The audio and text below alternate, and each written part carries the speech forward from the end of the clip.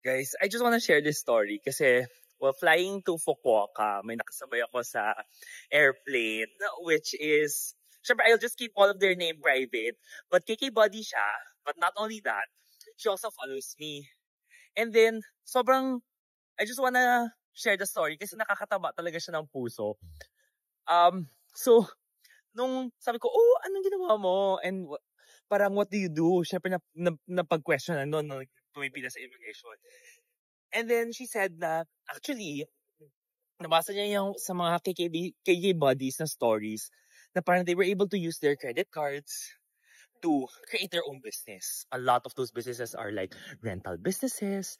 And when it comes to rental businesses, it's like rental businesses na, alam mo yun, yung condominium na pwede mong ipaupa.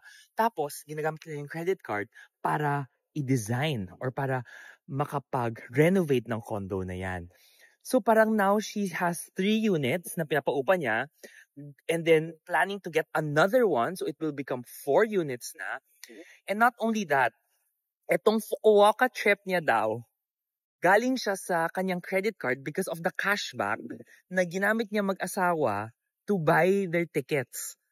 Because of the cashback ng credit card. Oh my God, sabi ko, oh my gosh, that's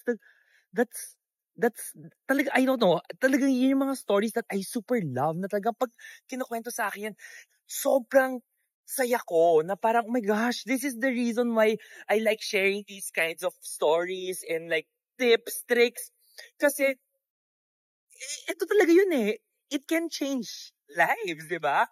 But, ang sabi ko nga rin is, don't forget na this is all because of you. Because, sabi ko, whatever I share, whatever the KK buddies share, these are stories. These are their experiences. And then their experiences, if you don't act upon it, will always just be stories. Kaya sabi ko, it's not about me, it's not about the KK buddies, but it's about her. Kasi siya talaga yung gumawa niya. Siya yung talagang inaral niya. Siya yung talagang kumayod. And then now, she's reaping the benefits of it. Diba?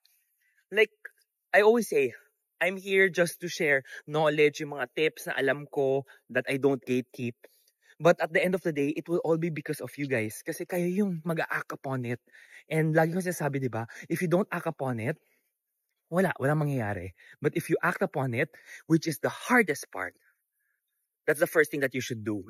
And if you will act upon it, congratulations. Kasi sa'yo talaga yan. Panalo mo yun. And I'm always here to cheer you guys on. I'm always here to root for you guys. Kasi, basta, ikwento nyo lang sa akin yung kwento na yan. Because, yun talaga those stories make my day. Those stories is the reason why I love doing what I do. So, congratulations talaga. Girl, ang galing talaga. As in, tuwang-tuwa talaga ako nun.